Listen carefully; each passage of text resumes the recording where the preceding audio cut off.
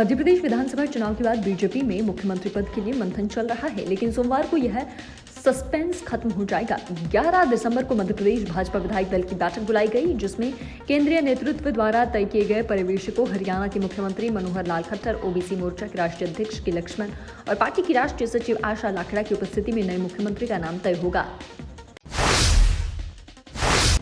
मध्य प्रदेश में मुख्यमंत्री के नाम को लेकर चल रही अटकलों के बीच मुख्यमंत्री शिवराज सिंह चौहान ने सोशल मीडिया पर सभी को राम राम की पोस्ट लिखकर सबको चौंका दिया है।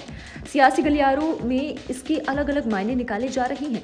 भाजपा प्रदेश अध्यक्ष बी डी शर्मा ने इस बारे में पूछे जाने पर कहा कि हमारी संस्कृति में दिन की शुरुआत ही राम राम से करते हैं।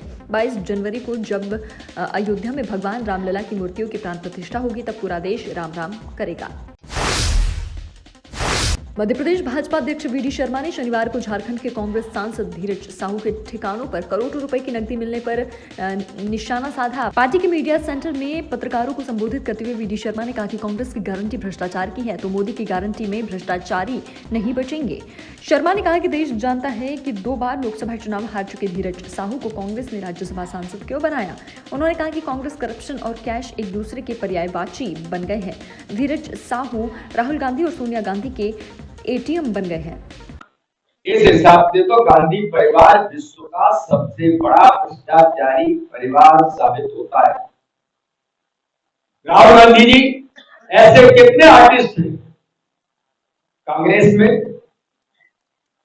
जो जनता से लूट में लगे हैं, लेकिन जनता से लूटे हुए पैसे का हिसाब किताब हर रोज लिया जाएगा। ये प्रधानमंत्री नरेंद्र मोदी जी के देश का गारंटी। राजधानी भोपाल के इटखेड़ी में आलमी तबलीगी इज्तिमा का आगाज हो चुका है। शनिवार को इज्तिमा का दूसरा दिन था। दूसरे दिन भी इस आयोजन में हजारों की संख्या में श्रद्धालु उपस्थित थे। इज्तिमा के दूसरे दिन की शुरुआत उलेमाओं के बयानों से हुई।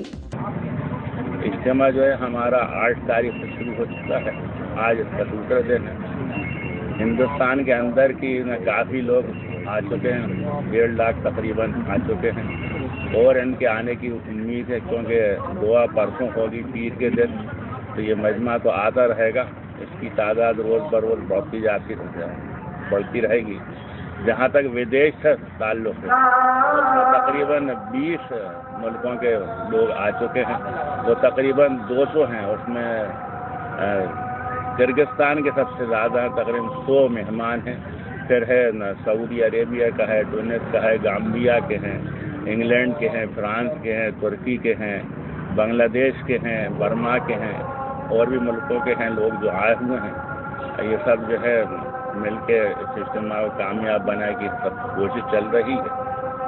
सर, ये पिछले कई बार 2-1 बार से कोरोना की वजह से नहीं हो पाया था और इस बार काफ़ी अच्छा ये इंतजाम किए हैं। और ये पूछना चाहता हूँ कि वॉलंटियर्स काफ़ी बड़ी संख्या में काम कर रहे हैं और पुलिस प्रशासन का कैसे सहयोग मिल रहा है? 2 साल तो लॉकडाउन की वजह से हो नहीं सकता था। पिछले साल हुआ मैं छोटे स्तर से रहा था, इसमें सिर्फ अंदरून के लोग रहे। इस बार जो है बाहर के मेहमान भी आए हैं। जहाँ तक प्रशासन और पुलिस बल का सवाल है, ये राउंड द क्लॉक हमारी मदद में लगे हुए हैं, क्योंकि ये सब ट्रेंड पर्सनल हैं। इनके साथ हमारे वॉलंटियर्स रह के इनकी निगरानी में काम कर रहे हैं। और वॉलंटियर्स जो है ट्रैफिक और पार्किंग के एतबार से तकरीबन 20,000 वॉलंटियर्स है जो इनके निगरानी में मदद कर रहे हैं। अभी तक जो है सब काम जो है सुचारू रूप से चल रहा है।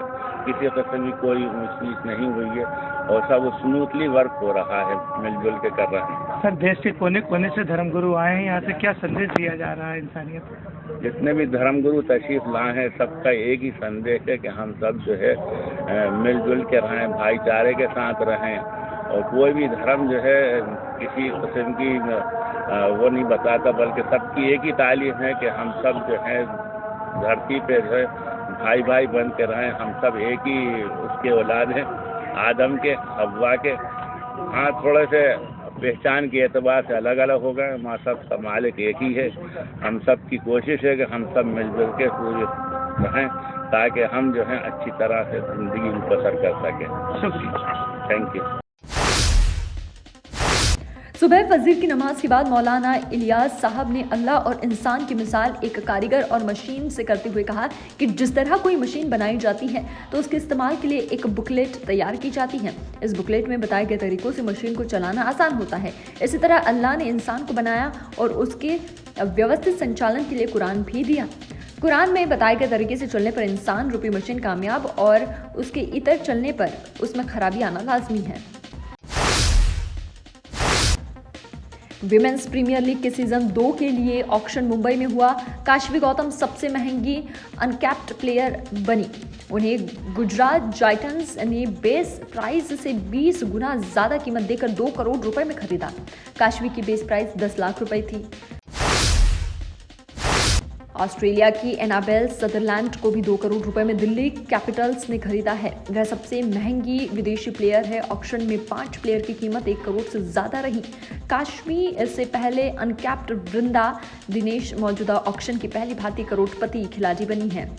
उन्हें यूपी वॉरियर्स ने बेस प्राइस से 13 गुना ज्यादा यानी कि 1 करोड़ 30 लाख रुपए में खरीदा है। वृंदा का बेस प्राइस 10 लाख रुपए था। सदरलैंड, वृंदा और काशवी के अलावा ऑस्ट्रेलिया के फिप लीज फील्ड और साउथ अफ्रीका की शबनीम इस्माइल को भी ऑक्शन में 1 करोड़ से ज्यादा रुपए मिले। सिंहस्थ से पहले इंदौर में वंदे मेट्रो का संचालन होगा। रेल मंत्री अश्विनी वैष्णव ने इस ट्रेन की मंजूरी दी है। हाई स्पीड ट्रेन के बीच पटरियों में कुछ बदलाव भी होगा। यह ट्रेन वंदे भारत एक्सप्रेस की कम दूरी का वर्जन है जो 100 किलोमीटर से कम दूरी वाले शहरों में चलेगी। पहली ट्रेन वाराणसी को मिली है और दूसरी ट्रेन की घोषणा इंदौर के लिए हुई है। अगले साल तक इन ट्रेनों का संचालन शुरू हो सकता है। शंकर सांसद लालवानी ने बताया कि वंदे भारत ट्रेन की सौगात के बाद इंदौर को वंदे मेट्रो ट्रेन मिली है। बीजेपी को वोट करने पर परिवार के सदस्यों की प्रताड़ना झेलने वाली सीहोर की समीना बी ने शनिवार को मुख्यमंत्री शिवराज सिंह चौहान से मुलाकात की। समीना बी अपने बच्चों के साथ भोपाल स्थित सीएम हाउस पहुंची थी।